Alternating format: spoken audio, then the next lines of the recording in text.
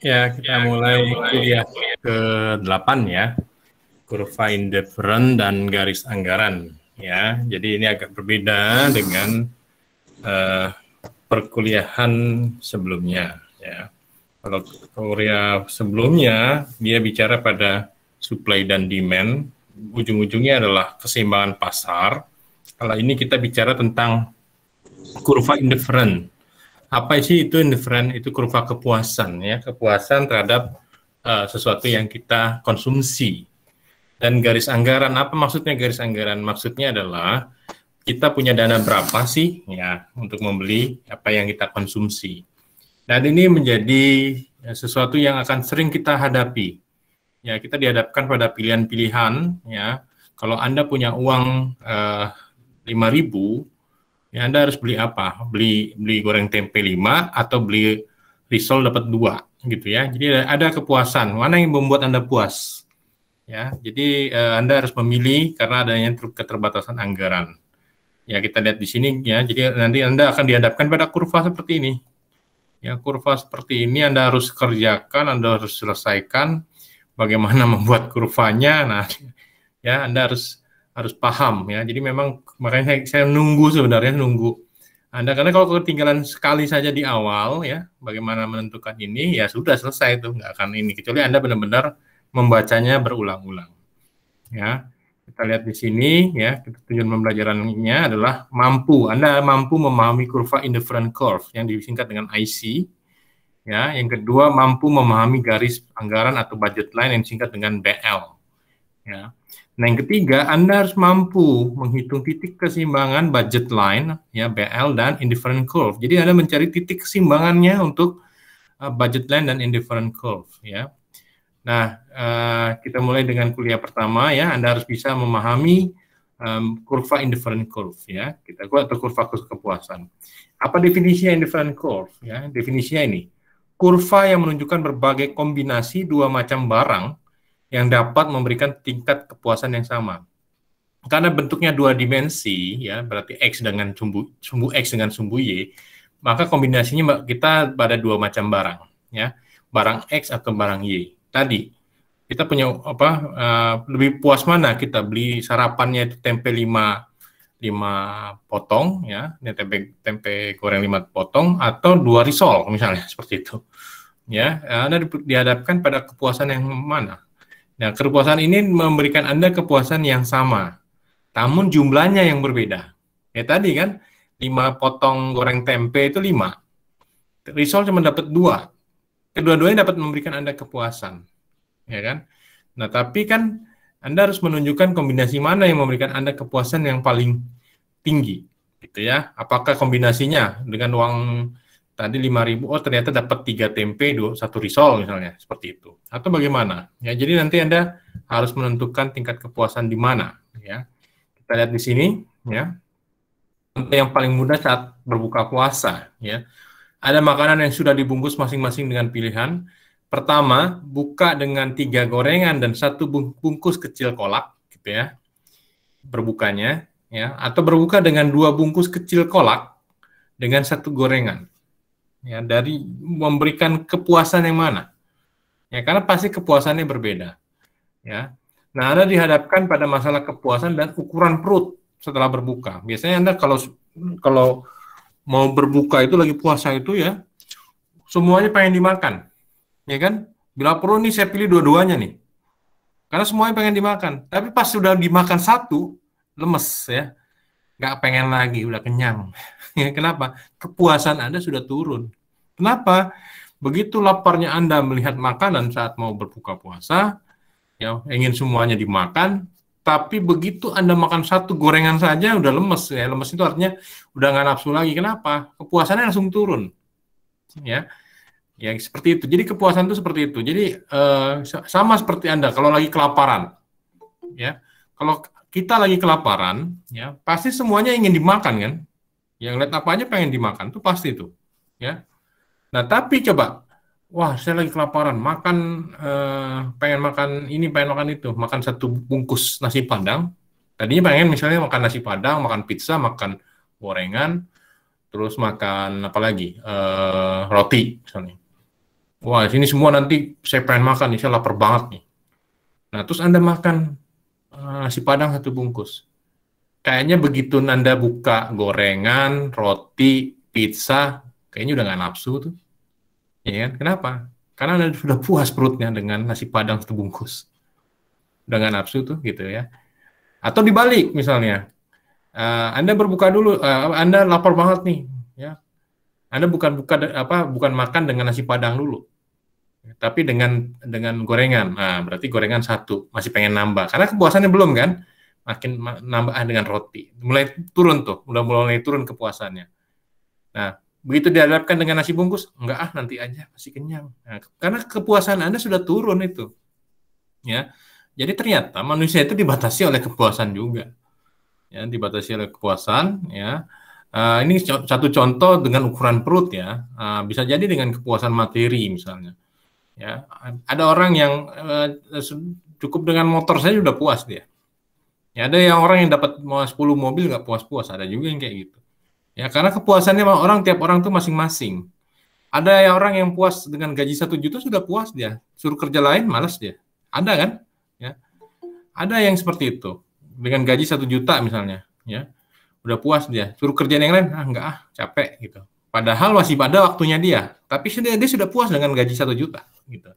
Tapi ada orang yang dengan gaji 10 juta nggak puas, ya sering kan, gajinya sudah 10 juta nggak puas, sih masih resign, cari tempat kerja yang gajinya 20 juta, ada nggak? Ada gitu. Ya karena kepuasan tiap orang berbeda-beda, jadi nggak bisa dipaksakan, ya. Nah, itu contoh kepuasan ukuran perut, kepuasan dari sisi salary, ya. Kepuasan apa lagi? Dari kepuasan orang sekolah, ya. Ada orang yang cuma tamat SMP malas udah cukup. Ya, ada yang puasa sampai situ. Yang penting saya dapat setelah tamat SMP saya kerja cari uang dapat duit. Ya kepuasan dia sampai situ.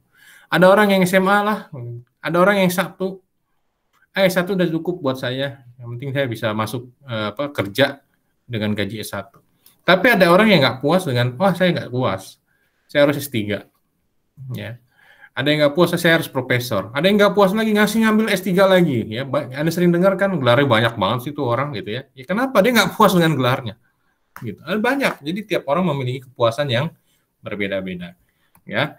Nah, sekarang kita dihadapkan Anda misalnya hanya bisa memilih salah satu. Ya. Nah, dari dua pilihan ini yang di atas ya, buka dengan 3 gorengan 1 bungkus kecil kolak, atau pilihan yang kedua buka dengan 2 bungkus kecil kolak dengan 1 gorengan. Nah, Anda bisa pilih pilihan yang mana? Pilihan 1 atau pilihan 2. Pilihan 1, Anda dapat 3 gorengan dan 1 bungkus kecil kolak, tapi Anda akan kehilangan 1 bungkus kecil kolak. Ini pilihan pertama. Atau pilihan kedua, Anda pilih 2 bungkus, Anda dapat 2 bungkus kecil kolak dan 1 gorengan, tapi kehilangan 2 gorengan. Nah, terus pilihannya apa? Pilihannya ada di Anda, karena yang memiliki kepuasan kan Anda, bukan orang lain. Nah, tiap orang itu berbeda kepuasannya. Ya, kalau saya sih lebih suka nomor 1, kalau saya misalnya, gitu ya. Tapi bisa jadi, kalau saya nggak terlalu suka gorengan, saya sukanya yang manis-manis, berarti bungkus kecil kolak, gitu kan. Ya, Anda bisa memilih salah satu dari 2 pilihan ini. Ya, jadi kita sering dihadapkan seperti itu. Ya sama lah kalau Anda mau sarapan, pengen makan goreng tempe 5 atau 2 pisang goreng gitu ya. Nah, tapi duit Anda cuma goceng gitu, cuma 5.000 perak. Kan nggak mungkin Anda beli semuanya. Ya, Anda harus memilih kan gitu. Pilihannya kan 5 gorengan tempe atau 2 pisang goreng, ya, tapi milih 5 gorengan tempe tapi tidak dapat pisang goreng, atau milih 2 pisang goreng tapi tidak dapat tempe, atau kombinasi, kan gitu. Ya, atau kombinasi. Nah, bisa dihadapkan seperti itu. Sehingga hal ini ya menunjukkan untuk memuaskan keinginan Anda, maka ada hal yang dikorbankan. Artinya seperti itu. Nggak bisa Anda pilih semua, ya, karena ada sesuatu yang harus dikorbankan ya untuk memenuhi kepuasan Anda, ya. Nah, kita lihat di sini, kelihatannya seperti ilmu agama ya. Tapi ini bisa dikaji dari sisi ilmu ekonomi ya, yang tadi, yang kepuasan tentang berbuka puasa tadi ya. Ya, kajiannya seperti ilmu agama, padahal ini bisa dikaji dari sisi ilmu ekonomi banget gitu ya. Kalau Anda berbuka dengan pilihan satu, apakah Anda masih ingin ambil pilihan dua? Kayaknya enggak. Kenapa? Udah kenyang. Gitu ya. Sama, kalau Anda berbuka dengan pilihan dua, apakah Anda masih ingin ambil pilihan satu? Saya rasa juga enggak. Karena begitu Anda berbuka dengan salah satu pilihan ini, Anda sudah menurun kepuasannya. Kenapa? Udah kenyang. Ya, puasan Anda sudah turun. Jadi enggak, sehingga Anda nggak nafsu lagi untuk ngambil pilihan satu, terus ngambil pilihan dua. Kayaknya udah enggak. Atau mengambil pilihan dua, terus ngambil pilihan satu, kayaknya enggak. Nah, disinilah sebenarnya ajaran agama mau mengajarkan kita sebenarnya. Ya, itu kepuasan Anda itu bisa dikontrol sebenarnya. Dengan apa? Dengan puasa tadi. Ya, ternyata ini bisa dibuktikan secara ekonomi. Ya, bisa dibuktikan secara ekonomi kebenarannya itu. Gitu. Ya, bahwa kepuasan Anda itu bisa dikontrol dengan berpuasa. Gitu. Ya, jadi secara ekonomi ternyata itu valid. Gitu, dibuktikan kebenarannya. Ya, ya kan coba yang Anda yang puasa aja, Pak. Ya, pilihan satu Anda udah ambil, masih pengen nggak pilihan dua? Ya, rasanya nggak, kecuali yang puasanya bodong ya, bodong artinya setengah hari. Ya, itu sama aja dengan makan siang gitu. Ya, tapi kalau orang yang benar-benar puasa itu dia kadang-kadang air putih dengan kurma satu butir aja udah cukup, dia udah kenyang, udah males gitu ya. Kadang-kadang seperti itu. Ya, tapi kalau ada orang yang buka dengan nasi Padang, habis itu makan apa roti, makan pisang goreng, makan gorengan, nah bisa jadi dia nggak puasa itu, siangnya dia buka itu sebenarnya. Ya, kenapa? Kalau orang puasa itu pasti dia mengalami apa ya? Begitu saat dia berbuka dia mengalami utilitas itu kepuasan yang sangat wah. Gitu. Ya, tapi akan menurun setelahnya. Kenapa? Dia sudah bersyukur dengan apa yang diterima pada saat berbuka. Ya, jadi saya seperti ngajarin ilmu agama ya, tapi ini saya mengkajinya dari sisi ekonomi, itu yang terjadi. Ya. Karena ilmu ekonomi apa sih? Ekonomi itu kan itu kan hidup, nomos itu kan tingkah laku ya, tingkah laku.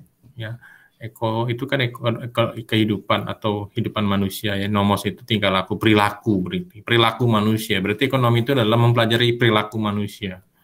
Ya, jadi ini bisa dibuktikan ya, ternyata itu yang terjadi. Ya, makanya kenapa Anda diminta berpuasa supaya mengontrol kepuasan Anda sebenarnya.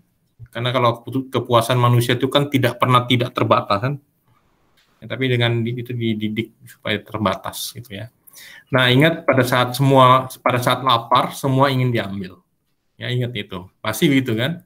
Pada saat saat lapar semua ingin diambil kan. Coba Anda mau buka puasa, Anda beli takjil. Wah, di etalase itu ini mau, Anda tunjuk semua, ini mau, ini mau, ini mau. Dalam istilah ekonomi disebut dengan greedy, serakah. Kan gitu kan, pada saat lapar semua ingin diambil, ingin dibeli. Tapi begitu pas udah buka, yang dimakan cuma satu. Ya, itulah dari sisi perilaku ya. Ya kita itu mengalami kelaparan namanya. Kelaparan itu bisa macam-macam ya, lapar perut, lapar harta, lapar apapun. Yang pada intinya adalah untuk memenuhi kepuasan kita. Tapi sebenarnya kepuasan itu kita cuma satu gitu, cuma itu aja sebenarnya. Gitu. Karena kita udah dapat ya sebenarnya udah puas gitu. Ya, cuman kita kadang-kadang greedy tadi, serakah, ya itu yang terjadi. Ya, jadi saat berbuka dengan satu pilihan di atas, maka Anda cukup puas dengan pilihan tersebut. Toh tetap saja ukuran perut Anda hanya cukup dengan satu pilihan yang ada. Itu yang terjadi sebenarnya. Ya. Jika Anda paksakan berbuka dengan kedua pilihan, maka Anda sendiri akan merasa tidak puas dan menyesal. Kenapa? Perut Anda begak itu apa ya? Kekenyangan gak enak gitu, mual, jadinya mual, mules, duduk gak nyaman, ya kan? Terus kalau tiduran malah muntah gitu ya. Jadinya malah Anda akan apa yang terjadi? Menyesal. Aduh, tau gini saya gak makan banyak-banyak ya, saya cukup aja tadi satu kolak aja gitu. Kan gitu tadinya. Nah, dalam bahasa ekonomi disebut dengan regret theorem. Apa itu? Teori penyesalan. Ya, ternyata semua bisa dibuktikan. Ya, kelihatannya seperti ilmu agama ya, tapi ini ilmu ekonomi, saya ajarkan ilmu ekonomi, regret theorem. Ada penyesalannya, penyesalan kenapa Anda beli barang ini, kenapa Anda beli belanja ini gitu ya. Ya kan kadang-kadang regret theorem seperti apa? Contoh gini. Ya. Anda pasti kan cari barang yang murah kan? Benar nggak? Ya, Anda beli barang yang murah. Ya. Contoh, Anda beli handphone merek China. Apa itu ya? Waktu itu saya pernah beli merek apa ya? Saya lupa tuh. Nexian kok. Mau murah gitu ya. Bilangnya di situ bisa fotonya bisa 16 giga apa ya? 16 foto itu. Pokoknya 16 apa gitu ya. Ya, ternyata cuman di dalam ininya pas dipakai ya satu megapiksel aja enggak gitu ya. Menyesal saya beli gitu ya. Ada tuh teori itu ya. Jadi saya menyesal dengan apa yang saya beli karena saya mencari harga murah, tapi ya itu ada barang, ada harga, ada barang ya. Kualitasnya tidak sebagus yang disampaikan. Ada regret di teorem di situ. Ada penyesalan. Udah tahu istri saya bilang jangan beli yang murah, pasti nanti barangnya bermasalah. Memang bisa sih katanya, tapi ujung-ujungnya paling rusak nggak nyampe setahun udah rusak ya. Ya akhirnya regret teorem muncul ya dalam bahasa ekonomi. Ya sama ya di dalam hal ini ya dalam hal berpuasa tadi misalnya. Karena bisa saja begitu Anda makan kedua-dua pilihan tadi ya, Anda akan semuntahkan semua yang Anda makan tadi. Tadinya Anda bisa makan 3 gorengan berapa tadi? Apa namanya pilihannya 3 gorengan atau 1 bungkus kecil kolak ya itu bermanfaat buat tubuh Anda, tapi karena Anda makan pilihan 1 dan pilihan 2 jadi semuanya numpuk 3 gorengan jadi 4 kan 4 gorengan dan 3 bungkus kolak. Akhirnya yang terjadi apa? Anda muntahkan semua. Nah kalau sudah dimuntahkan semua apa terjadi? Ada yang bermanfaat buat tubuh Anda? Nggak ada. Nah artinya apa? Kepuasannya itu akan hilang sama sekali dan sudah kehilangan pilihan. Udah nggak ada lagi. Anda udah nggak bisa milih lagi. Karena Anda sudah muntahkan semua dan buang semuanya. Ya, aturan Anda bisa puas dengan salah satu pilihan karena ambil semua pilihan tersebut, Anda muntahkan semua. Akhirnya apa yang terjadi? Anda tidak dapat salah satu pun. Menyesal. Nah di dalam ekonomi disebut dengan regret theorem tadi. Ya, oke. Nah, kita coba dilihat di sini contoh lain. Ini contoh lain ya. Seorang konsumen membeli sejumlah barang, misalnya makanan dan pakaian, dan berusaha mengkombinasikan 2 kebutuhan yang menghasilkan utilitas yang sama. Situasi A, Anda bisa beli makanan 4 kali sehari dan pakaian 2 kali setahun, atau Anda berhemat makannya, ya, Anda berhemat makannya. Situasi B, makannya cuma 3 kali sehari, pakaian bisa beli 4 kali setahun. Anda dihadapkan pada pilihan itu. Tapi ingat, ada yang dikorbankan di situ. Ya, dari situasi A maupun situasi B, ada yang dikorbankan. Apa itu? Situasi A, makanan 4 kali sehari, pakaian 2 kali. Nah, kita lihat dengan situasi B, kita bandingkan, berarti kita kalau memilih situasi A, kita mengorbankan makannya dari 4 kali sehari menjadi 3 kali sehari. Gitu ya. Nah, kita lihat situasi A. Makan 4 kali, pakaian 2 kali setahun. Ya.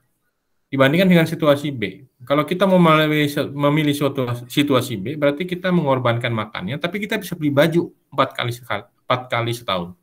Kalau kita pilih situasi A, berarti kita mengorbankan beli baju 2 kali setahun. Ya. Jadi, kita bisa mengkombinasikan itu, dan kita bisa mendapatkan sesuatu yang membuat Anda puas. Tapi ingat, dari setiap situasi ada sesuatu yang dikorbankan. Ya, Anda akan bisa dapat ke semuanya. Gitu ya. Nah, jadi kalau Anda pilih A dibandingkan B, berarti makan 4 kali sehari dengan membeli pakaian 2 kali setahun lebih berdaya guna atau lebih memuaskan Anda daripada makan 3 kali sehari dan beli pakaian 4 kali setahun. Nah, kalau situasi A lebih kecil dari B, artinya Anda pilih situasi B, berarti makan 3 kali sehari dengan beli pakaian 4 kali setahun lebih berdaya guna dan memuaskan daripada makan 4 kali sehari dengan membeli pakaian 2 kali setahun. Ingat, ada korbanan di situ kan? Kalau situasi A, Anda mengorbankan beli pakaian. Kalau situasi B, Anda mengorbankan beli makanan. Ya. Tapi kedua-duanya bisa memuaskan Anda, tapi harus ada yang dikorbankan. Ya. Oke. Nah, kalau A sama dengan B, berarti makan 4 kali sehari dengan membeli pakaian 2 kali setahun, dan makan 3 kali sehari dengan beli pakaian 4 kali setahun, memberikan utilitas yang sama. Sama-sama puas kalau A sama dengan B. Ya, itu bisa dicari dengan kurva indifferent curve. Ya, nanti kita lihat di mana titik itu. Nah, itu adalah kurva indifferent curve. Ya. Kita lihat di sini. Ini kurva indifferent curve. Ya, bentar saya admit dulu. Ya. Ini kurva indifferent curve, kita lihat di sini. Ini tadi 4 kali beli makanan 4 kali sehari dan beli pakaian 2 kali setahun, kan itu ya, ini. Atau beli makanan 3 kali sehari, beli pakaian 4 kali setahun. Ini dihadapkan pada pilihan. Nah, titiknya di mana? Di sini atau di sini, gitu. Ya, Anda pilih yang mana? Yang ini titik A di sini atau titik B di sini? Ya. Nah, dari kurva terlihat bahwa dengan memperoleh lebih banyak barang yang satu akan menyebabkan kehilangan sebagian barang yang lain. Tadi kan, kalau Anda pilih makan 4 kali sehari, Anda akan kehilangan membeli pakaian 2 kali setahun. Ini kan ya. Ini. Tapi kalau Anda pilih situasi B 3 kali sehari makannya, ya, Anda bisa beli baju 4 kali setahun. Tapi ingat, makannya turun dari 4 kali sehari jadi 3 kali sehari, turun. Ya, turun kan, lihat. Ya.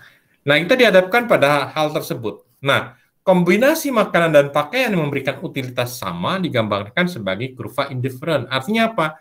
Kepuasan itu berada pada kurva indifferent ini di sini. Jadi A atau B nggak ada masalah gitu.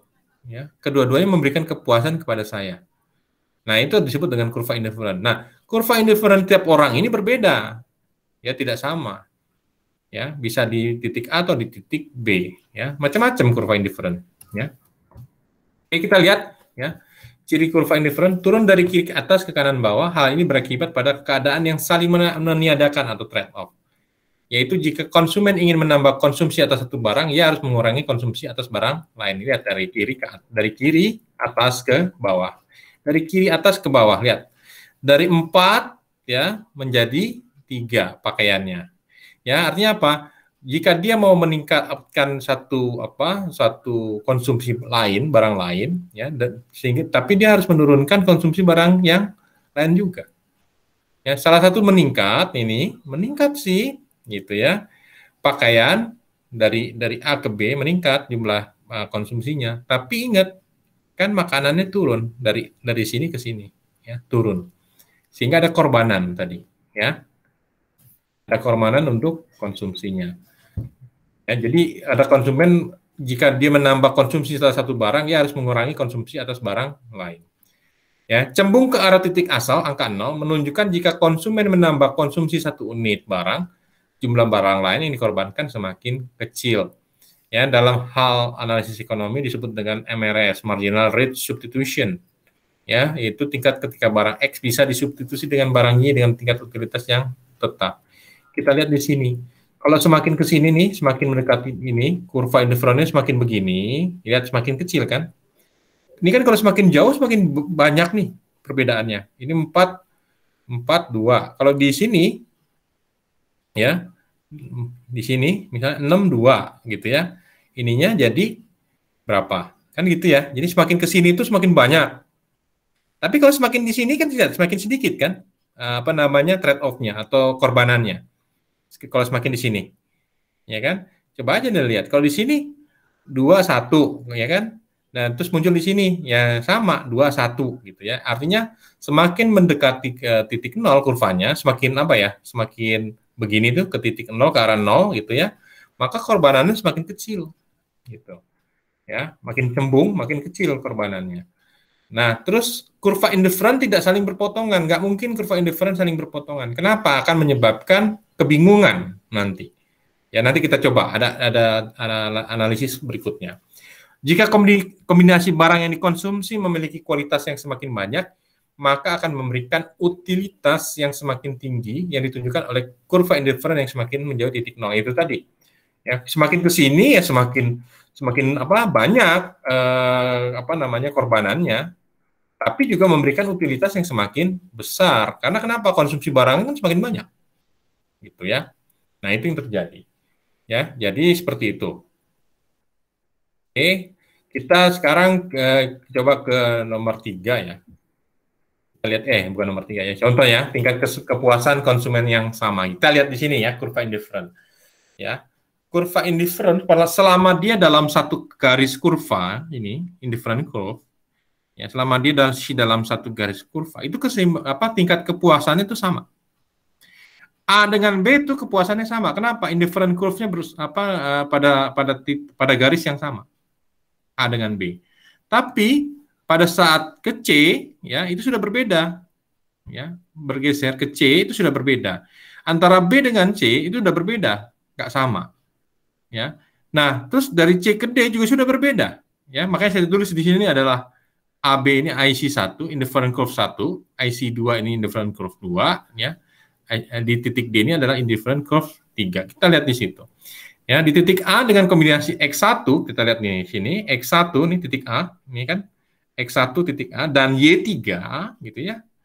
Y1 X1 dan Y3 pada titik A itu sama kepuasannya pada titik P dengan mengkonsumsi Y1 dan X2. Sama. Karena satu dalam satu kurva indifferent curve. Ya. Nah, terus kalau yang berikutnya, titik A dan B dihubungkan dengan indifferent curve 1. Artinya kepuasannya sama. A dengan B sama. Pokoknya selama dia sepanjang garis yang sama ini, panjang garis kurva indifferent curve yang sama, itu kepuasannya sama. Ya. Nah, titik C itu terletak di IC2. Tingkat kepuasannya lebih tinggi. Jadi semakin ke sana tadi yang saya sampaikan, ya, semakin menjauhi titik 0, maka tingkat kepuasannya semakin tinggi. Ya, semakin besar dibandingkan titik sebelumnya. Ya, jadi indifferent curve 2 itu tingkat kepuasannya jauh lebih besar dibandingkan indifferent curve 1. Ya. Kenapa? Kita lihat konsumsi barang kan lebih banyak coba. Kalau di B konsumsi Y-nya Y1, X-nya 2. Tapi di C Y-nya 2, X-nya 3. Kan beda kan? Lebih banyak kan? Ya, nah itu maksud saya seperti itu. Ya, jadi kita lihat ya kepuasannya berbeda. Kenapa? Konsumsi barang lebih banyak dibandingkan di indifferent curve 1. Apalagi yang di indifferent curve 3, konsumsi barangnya lebih banyak. Ya, di titik ini kepuasannya lebih tinggi dibandingkan titik-titik lain di baik di A, di B maupun di C. Ya, nah jadi kesimpulannya apa? Jika IC semakin ke kanan menjauhi titik 0, makin ke kanan dan makin ke atas, ya, menunjukkan bahwa tingkat kepuasan yang akan diperoleh konsumen semakin tinggi. Jadi semakin ke sana, ya, maka kepuasan semakin tinggi. Kenapa? Karena konsumsi barangnya semakin banyak. Ya. Nah, kumpulan dari indifferent curve 1, 2, dan 3 ini disebut dengan map indifferent atau indifferent map atau peta indifferent. Ya, secara logika begini. Nanti ini ada hubungannya dengan garis anggaran ya, dengan dana yang kita miliki. Biasanya kalau kita gaji 1 juta, kita konsumsi apa di sini nih biasanya. Ya, kita mau makannya 2 kali sehari, beli baju sekali setahun gitu ya. Tapi kalau gajinya makin banyak, kan konsumsinya bertambah. Iya enggak? Ya, dulu Anda beli pulsa goceng ya, sekali beli pulsa goceng gitu ya. Tapi pendapatan Anda naik 5 kali lipat di pulsa nggak mungkin goceng-goceng, 100.000. Nambah lagi pendapatannya, bukan cuma beli pulsa, handphonenya nambah. Kan gitu kan? Ya itu yang terjadi. Ya terus apa lagi? Tadinya cuma punya motor, begitu pendapatan 10 kali lipat, Anda beli mobil. Konsumsi BBM-nya nambah nggak? Nambah. Makanya dia makin ke sana, maka kepuasannya semakin tinggi. Kenapa? Karena Anda memiliki konsumsi barang yang jauh lebih banyak. Ya, semakin menjauhi titik 0, konsumsi barangnya semakin banyak. Itu yang terjadi. Oke, kita lihat di sini. Sebelumnya ada yang mau bertanya nggak? Sebelumnya ada yang mau bertanya supaya nggak ini ketinggalan jauh. Ada? Kalau tidak ada kita lanjut ya. Oke, nah yang sifat indifferent curve berikutnya ya. Kurva indifferent curve itu tidak mungkin saling berpotongan ya. Karena ini merupakan konsekuensi logis dari kurva indifferent itu sendiri. Contoh begini. Kalau berpotongan seperti ini. A dengan C sama nggak? Sama. Kenapa? Dalam satu kurva indifferent curve. Iya nggak? Ya. Di mana? Di IC 2. A dengan C. A dengan B sama nggak? Sama. Karena dalam satu curve indifferent. Indifferent berapa? 1. Artinya apa? Kepuasan B dengan di A itu sama aja.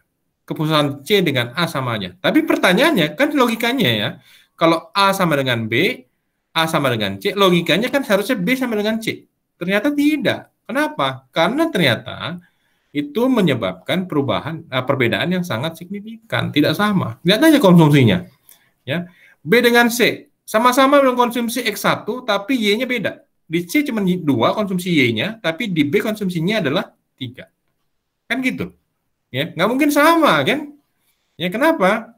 Karena beda. Dengan X yang sama, X-nya cuma 1, Y-nya beda. Di sini cuma 2, di sini 3. Tapi E-nya sama. gitu. Nah, artinya apa? Tidak mungkin kurva indifferent curve itu berpotongan, itu ya. Nah, seperti ini saya skip saja ya. Kita lihat di sini B itu ya, B itu jauh lebih besar dibandingkan konsumsi C. Walaupun A sama dengan B dan A sama dengan C, logikanya seharusnya B sama dengan C, tapi kenyataannya tidak. B lebih besar dibandingkan C. Jadi IC tidak boleh berpotongan. Maksudnya seperti itu. Ya.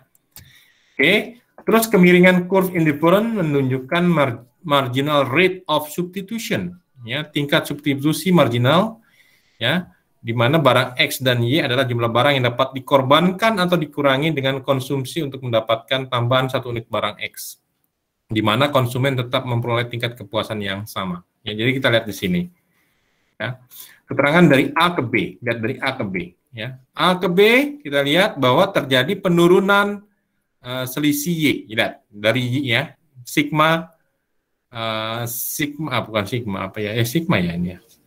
Ya, min Y, turun. Min itu artinya turun ya, turun, ya, turun, apa namanya, Y-nya turun dari Y4 ke Y3, turun kan, makanya tandanya minus, ya. Itu jauh lebih besar, lihat, jaraknya jauh lebih besar, lihat tuh. Dibandingkan peningkatan ke X, ya, X, Y-nya turun jauh, lihat tuh ya, Y-nya turun jauh dibandingkan peningkatan X-nya. X-nya lihat kecil kan, X-nya. Gitu ya. B ke C, ya, turunnya sama jauhnya. Coba lihat, ini sama ini turunnya sama. Gitu ya. Penurunan Y sama dengan peningkatan X, ya, lihat. Ya. Ini kan selisih-selisih kan. Nah, dari C ke D, ya, penurunan Y jauh lebih kecil dibandingkan peningkatan X. Gitu. Ya, jadi ini menggambarkan apa? Menggambarkan kemiringan. Ya, kita lihat di sini, ya, pergerakan dari A, B, C, dan D menunjukkan tingkat substitusi marginal semakin rendah bagi jumlah barang Y dan semakin tinggi bagi jumlah barang X. Ya. Sebaliknya dari D ke C, B dan A menunjukkan marginal rate substitution barang X semakin turun, maka jumlah barang Y semakin meningkat. Kita lihat di sini, kalau Y-nya makin turun, X-nya juga turun, ya, dan seterusnya. Ini menunjukkan seperti itu. Artinya kita nanti lihat kurvanya, dia bentuknya apa ya, namanya elips atau apa ini namanya, ya. Jadi seperti ini bentuknya, ya. Jadi kalau turun Y-nya turun jauh, ya, X-nya tidak terlalu kalau di sini. Tapi pas sudah nyampe di sini, ya, sampai di titik tengah, titik pusat ini, ya, akan kebalikannya, gitu. Ya, kalau di sini kan sama dengan ya, penurunan Y sama dengan penurunan X, ya.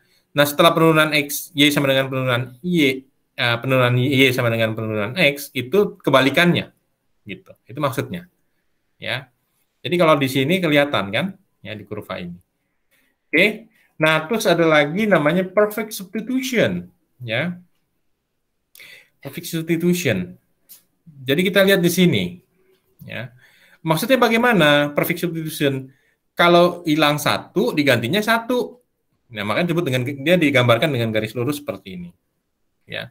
Misalnya, ya, jika satu kemeja tidak ada, ya cukup ganti pakai kaos aja cukup, kepuasannya sama, ya. Gitu. Anda mau konsumsi satu kemeja sama satu kaos nggak ada masalah. Berarti beli satu kemeja dengan satu kaos ya nggak ada masalah buat saya misalnya. Ya sudah, berarti itu adalah perfect substitution karena sama-sama satu penurunannya. Ya, nggak ada perbedaan. Ya, sama-sama satu. Nah, ini gambarnya adalah delta Y sama dengan delta X. Ya. Karena sama-sama satu. Ini jaraknya kan sama nih. Turun ini sama dengan ke kanan ini. Sama. Gitu. Makanya gambarnya garis. Ya. Nah, terus yang gambar berikutnya, perfect complementer. Ya, barang X atau Y tidak ada substitusi. Berapapun Anda dapat, contohnya ya, berapapun Anda dapat barang Y, itu tetap aja cuma satu yang bisa memberikan Anda kepuasan. Contohnya, ya, Anda beli sepatu kanan semua, ada 100 biji dengan satu sebelah kiri, nah, tapi yang lengkap hanya sebelah kanan dengan sebelah kiri, ya, artinya komplit, komplementer, ya. Ada 100 yang sebelah kiri, tapi hanya ada satu yang lengkap dengan kanannya, tetap aja Anda yang memberikan kepuasan hanya satu. Sama dengan kaos kaki. Ya, seperti itu maksudnya. Perfect complementer. Jadi nggak ada barang X atau Y, tidak ada substitusinya. Ya, hanya memberikan kepuasan pada saat sudah terpenuhi antara X dengan Y-nya. Gitu ya. Nah, itu yang saya. Nah, sampai sini ada yang mau bertanya tujuan pembelajaran 1? Silakan kalau ada yang mau bertanya. Silakan. Nggak ada? Kalau nggak ada, kita apa namanya? Kita coba lagi tujuan pembelajaran 2, ya. Nah, Anda harus mampu memahami garis anggaran atau budget line, ya. Kita lihat di sini. Budget constraint atau kendala anggaran. Nah, definisinya adalah menunjukkan berbagai kombinasi dua macam barang yang dapat dibeli konsumen dengan pendapatan tertentu pada harga tertentu. Ya, kita lihat di sini, ini urusannya dengan duit yang Anda punya sebenarnya. Ya, Anda ingin puas, misalnya beli ini, beli itu, beli ini, beli itu, tapi duit entek, nggak ada, ya percuma gitu. Ya, artinya semua ujung-ujungnya tergantung pada budget, makanya disebut dengan budget constraint atau budget line. Ya, ada kendala anggaran, ya. Nah, ini misalnya contoh 1. Income-nya Rp100, ya. Anda harga barang Y itu Rp10, harga barang X itu Rp20, ya. Nah, Anda dari ini semua, ini kan maksimal hanya sebesar budget line. Budget line itu apa? Income, ya. Jadi apa? Kalau Anda mau beli barang X sebanyak X, barang Y seharga Y, gitu ya. Yes, itu maksimal sesuai dengan budget yang Anda punya. Ya. Nah, budget yang Anda punya di mana? Pada garis ini nih. Sepanjang garis ini adalah budget yang Anda punya. Nih, panjang garis ini. Ini adalah budget yang Anda punya. Disebut dengan budget line tadi. Nah, terus kalau budget space mana? Budget space itu di sini yang garis yang arsir warna hitam ini. Ini budget space artinya apa? Tidak melebihi dari duit yang Anda punya. Gitu. Ini ya, tidak melebihi dari anggaran yang Anda punya. Ini di budget space, ya. Di F itu adalah budget space, berarti Anda masih punya tabungan, punya simpanan. Ya. Tapi kalau di A, B, C, D, ya, itu uangnya habis gitu ya. Habis untuk beli barang. Jika semua pendapatan dibelanjakan untuk barang Y, maka Y-nya 10 unit dan X-nya 0. Contohnya gini.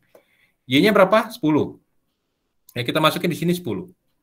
Ya, Y-nya tadi Anda mau beli berapa? 10. Income-nya berapa? 100. Berarti sini 100 kan? 10 kali 10 berapa? 100. Bisa kebeli nggak barang X? Enggak. Kenapa? Semuanya habis untuk beli barang Y. Ya, sehingga di sini adalah habis 0. Ya, sehingga apa artinya? Anda bisa beli barang Y-nya itu 10, barang X-nya 0, nggak bisa kebeli. Gitu. Ya. Nah, sebaliknya, jika semua pendapatan dibelikan untuk barang X, berarti X-nya 5. Ya, X-nya 5. Dengan harga X-nya 20, ya, X5 harga 20, berarti 5 kali 20 sama dengan 100. Bisa kebeli nggak barang Y? Enggak. Ya. Karena kenapa? Karena habis dananya untuk beli barang X. Sebesar berapa? 100 tadi. Sehingga di sini.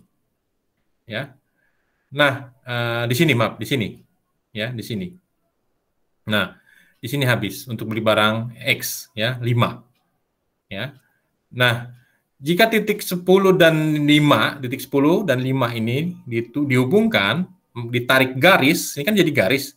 Nah, ini disebut dengan garis budget line.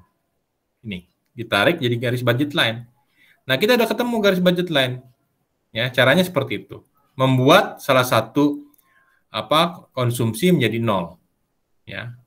Nah, dengan income 100, konsumen dapat memilih kombinasi barang X dan Y yang dapat dibeli. Di titik A, ya, titik A, bisa membeli barang Y6, barang X-nya cuma 2. Kok bisa tahu dari mana? Kita coba aja. Kalau Y, X-nya berapa? X-nya 6, ya, X-nya 6.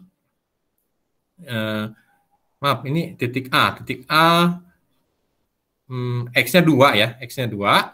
Terbalik, ya, X-nya 2, Y-nya 6, ya. X-nya 2 kali 20 berapa? 40. Ya kan? Ini terbalik ya. Ini 26 harusnya. 26. Ya. X-nya 2. Ya. Harga X berapa? 20. Berarti 2 kali 20, 40 kan? 40.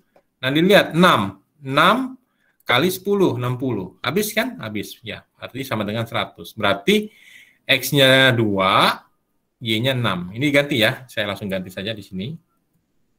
Ini 26 ya. 2,6 gitu. Nah, terus berikutnya misalnya kalau beli barang B. Barang B, B-nya itu X-nya 3, Y-nya 4. Kalau X-nya 3, 3 kali 20 berapa? 60. Terus 4 kali 10 berapa? 40. Sama dengan 100, berarti B pas ya. Ini berarti 3, 4 ya. Diganti ya, 3, 4. Jadi sesuaikan dengan ininya ya, apa namanya, sumbu ya, sumbunya. Nah, kita lihat di sini, yang berikutnya, kalau misalnya barangnya X-nya 4, berarti 4 kali 20, ya kan, harga X-nya 20, berarti 80, Y-nya adalah 10 kali 2, ya, 2 kan, ya, 4 dengan 2, berarti 4 kali 20, 80, 2 kali 10, 20, sama dengan 100, berarti di sini. Ya, berarti di titik A, B, dan C, semua barang habis dibeli sesuai dengan duit yang Anda punya. Ya, sesuai dengan budget yang Anda miliki. Nah, terus di titik D bagaimana? Di titik D tidak bisa dipilih konsumen karena duitnya nggak cukup. Nah, terus risikonya apa? Anda berhutang. Kalau di titik D Anda berhutang. Karena duitnya nggak cukup untuk memenuhi kepuasan di sini, Anda harus hutang kan? Itu yang terjadi. Ya kan banyak kan orang yang ngutang. Untuk apa? Untuk memenuhi kepuasannya yang nggak dicukupi oleh budget lainnya, nggak cukup oleh anggarannya yang hutang. Gitu, di titik D. Nah, di titik F, uang yang dibelanjakan hanya sebagian, nggak dihabisin. Makanya orang menabung. Gitu. Masih tersisa uangnya di titik F. Ya. Ya, jadi dia tidak habiskan untuk memenuhi kepuasannya. Ada nggak kayak gitu? Banyak. Ya, termasuk saya tidak pernah habiskan uang saya untuk susu. Saya ingin puas, saya pengen beli Mercy misalnya. Ya, saya nggak mau, cukup Avanza saja, cukup Terios saja cukup buat saya. Ngapain gitu? Ya, sama-sama rodanya 4, ya, sama-sama jalan bisa nyanterin saya kemana-mana gitu ya, sama-sama nggak habis kehujanan dan ber-AC. Apa gitu? Ya kepuasan saya mungkin Mercy, tapi ya saya cukup dengan itu. Nah, saya save uangnya buat beli yang lain. Misalnya gitu ya. Seperti itu. Nah, terus contoh 2 ya, budget line bergeser jika harga barang Y berubah ya. Ini jika Y-nya turun ya. Y-nya turun, maka akan berubah konsumsinya. Ya. Kalau harga Y-nya turun ya, maka konsumsi akan naik. Misalnya tadi awalnya 10 nih, awalnya 10 ya. Kalau harganya Y turun, maka konsumsinya akan naik. Kenapa? Ya sama dengan kemarin supply, Anda demand ya. Pada saat harga daging turun, Anda akan beli tadinya setengah kilo karena duitnya cukup 100.000, beli sekilo Anda beli, konsumsinya naik. Tapi pada saat ternyata tadinya mau beli setengah kilo, ternyata nggak cukup uangnya, cuma cukup beli 1/4 kilo, ya turun konsumsinya, kan gitu ya. Nah, kepuasannya turun nggak? Ya turun, gitu ya. Pada saat harga turun, harga daging turun, kepuasannya naik nggak? Naik. Kenapa kepuasannya? Karena Anda tadinya cuma bisa setengah kilo, jadi beli sekilo, kan kepuasannya naik. Kayak sama, gitu ya. Nah, kalau yang ini, ya, ini harga barang X misalnya, ya, harga daging ayam misalnya, tadinya 5, ya, pada saat harga X-nya turun, Anda bisa konsumsi ayam, tadinya cuma 1 ekor, karena harganya turun, bisa konsumsi 2 ekor. Ya, kepuasannya naik nggak? Naik. Gitu. Ya, sama, pada saat harga ayam naik, yang terjadi adalah Anda akan turunkan, ya, setengah ekor, gitu ya. Ya, jadi konsumsinya turun, sehingga kepuasannya turun. Atau bisa jadi kedua-duanya naik dan kedua-duanya turun. Ya.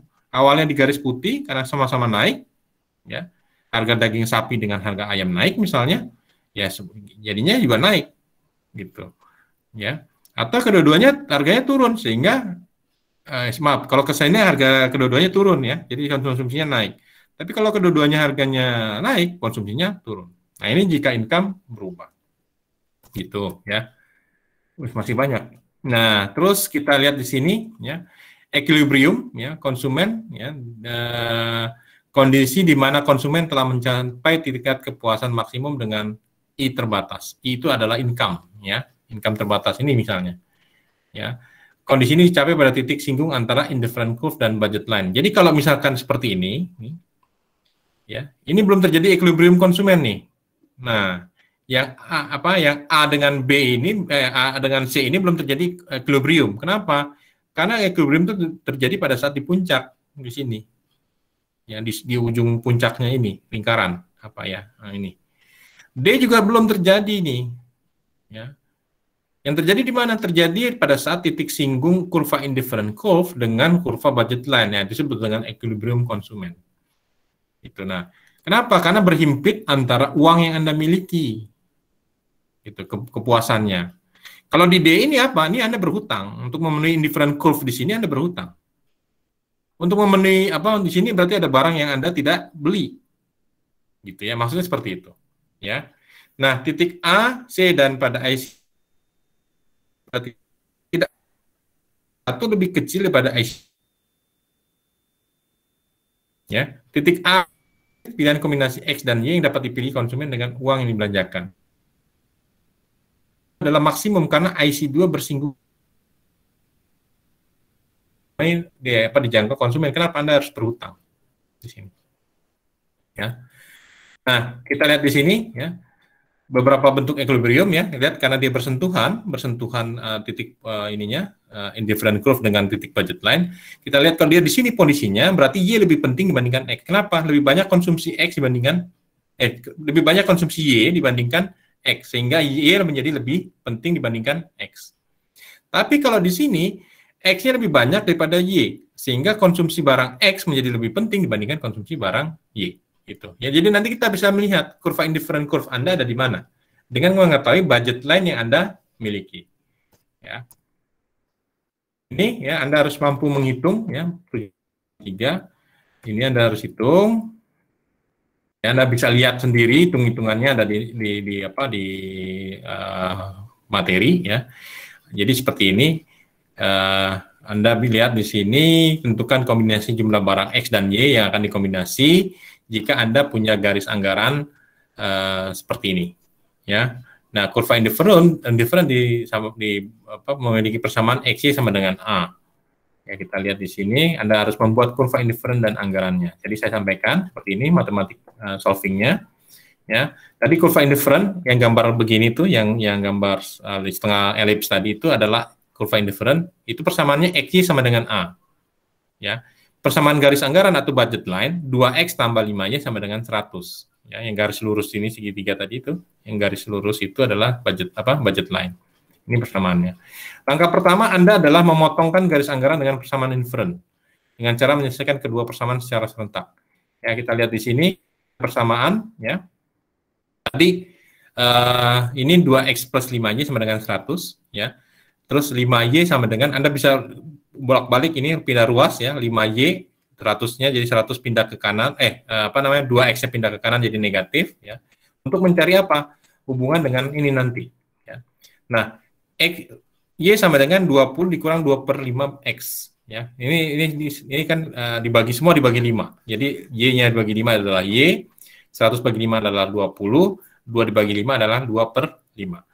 Nah, Anda harus menentukan tadi indifferent curve sama dengan budget line. Ya, kita tahu X tadi Y adalah A kan? Y sama dengan 20 dikurang 2/5X. XY sama dengan A. Ya, berarti kalau kita pindah ruas atau kita masukkan A di sini, ya, berarti di sini adalah X kali ini. Gitu ya. X kali ini. Gitu. Ya enggak? Nah, kita lihat di sini, ya, kita masukkan, ya, sehingga X-nya sama dengan A. Kita pindahkan, ya, jadinya A sama dengan X kali Y. Y-nya mana? Y-nya kan yang ini. Yang ini, Y-nya. Y-nya ini. Jadi kita rubah persamaan Y menjadi ini. 20 dikurang 2/5X. Ya. Ini, X kali Y kan tadi. Y-nya mana yang tadi dapat? Nah, kita buat seperti ini ya, 20X 2/5X kuadrat ya, karena X kali X gitu ya. Anda selesaikan semuanya persamaan matematik biasa ya, supaya mudah ini dibagi 2/5 semua ya, sehingga hasilnya setelah dibagi 2/5 ini kan jadinya 25 bagi 2/5 kan 1X kuadrat atau X kuadrat. 20 dibagi 2/5 adalah 50X. Kenapa kok bisa gitu? Anda hitung aja ya, 100 dibagi 2. Kenapa? Karena kan kalau 2/5, 20 dibagi 2/5, berarti Anda hitung aja, 5-nya ke atas, jadi 5 kali 20, ya dibagi 2, jadinya 50. Nah, terus 2/5 Anda hitung, 2/5 dibagi, ya 2 bagi 5 itu hasilnya berapa, ya. Nanti Anda coba di situ, ya, hasilnya. Anda selesaikan dengan persamaan akar kembar, ya, B kuadrat min 4AC. Susah memang ini, saya akui susah. Tapi Anda harus bisa. Gitu, itu yang jadi masalah. Ya, jadi mencari akar persamaan kuadrat, ya, B kuadrat min kurang 4AC. Ya. Yang Anda bisa selesaikan, B sama dengan 50. Dari mana B sama dengan 50? Ya, dari sini. Ini kan A-nya 1, B-nya 50, C-nya 2,5. Ya, jadi masukin di sini B-nya berapa? 50 kuadrat. Min 4, A-nya berapa? 1. Ya. C-nya berapa? 2,5. Nah, ini kan mata pelajaran matematika kan ini waktu SMP. Ya. Akar kembar ini B kuadrat min 4AC untuk mencari X1 dan X2. Ya, ini kan SMP nih, matematika mata pelajaran matematika SMP SMA kan. Ya. Nah, ini dicari ya, ketemu nanti. Ya, ini hasilnya adalah A sama dengan 2.500 bagi 10, hasilnya A adalah 250. Sehingga kita punya substitusi nanti, ya, kita masukkan ke dalam persamaan Y yang tadi. Ya. Nah, kita dapat ini, ya, masukkan A-nya 250, nanti dapatnya seperti ini. Ya, X-nya adalah 25. X25 kita substitusi ke Y sama dengan 20 dikurang 2 bagi 5. Kita substitusi ke sini. Ya, sehingga jadinya Y sama dengan 20 dikurang 10 sama dengan 10. Berarti kita punya persamaan X-nya 25, Y-nya hasil X-nya adalah 25, Y-nya adalah 10. Kita buat ke jumlah barang yang dikonsumsi, ya. Nah, kita punya titik ini 25 dengan 10, titik keseimbangan barang X dan barang Y saat IC, ya, indifferent curve sama dengan budget line. Kita lihat di kurvanya seperti ini nanti. Ya. Kita lihat ya, kita masukkan tadi ya. Nah, kita lihat persamaan awal ya, jika 2 sama dengan 0 ya, persamaan awal kan ini budget line kan, jika X-nya adalah 0, kita hanya beli Y saja, maka 0 20. Sama ya, tadi untuk menentukan garis garis lurus yang tadi budget line. Jika Y-nya 0, berapa X? Ya, ini 50 dengan 0. Berarti kita nanti menggambarkan dua titik untuk menarik jadi satu garis. Ya. Nah, kita budget line seperti ini. Ini tadi. Ya, 20 dengan 50 ya.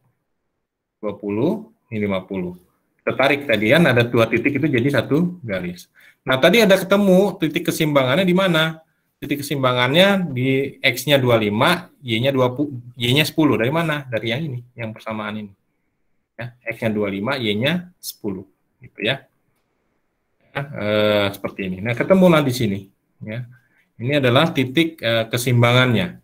Nah, kita lihat di sini lebih banyak mana? Lebih banyak mengkonsumsi barang X dibandingkan barang Y. Berarti menurut ini, ya, menurut formula, X lebih penting dibandingkan Y. Gitu ya, seperti itu. Oke, saya rasa kuliahnya sampai di sini. Ada yang mau bertanya? Silakan sebelum saya tutup.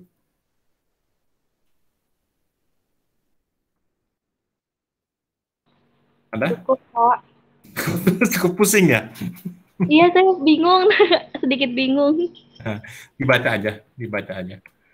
Ya. Pak. Memang susahnya kalau nggak di kelas tuh begitu. Saya biasanya menerangkan tuh dengan whiteboard gitu ya. Ini dapat nilai di sini gitu. Tapi Anda ulangi saja nanti juga paham. Tapi sambil dilihat materinya, sambil dengarkan videonya pasti ingat, nanti bisa kok. Ya, Baik, nanti Pak. bisa. Ya, kalau memang kalau waktu di papan tulis aja saya harus menerangkan itu 2-3 kali ya di whiteboard, dapatkan angka-angka itu. Tapi nanti Anda kerjakan soal yang mudah kok. Ya. Oke, nggak ada lagi pertanyaan?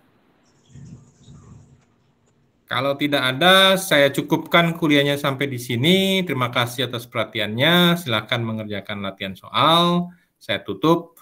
Wassalamualaikum warahmatullahi wabarakatuh.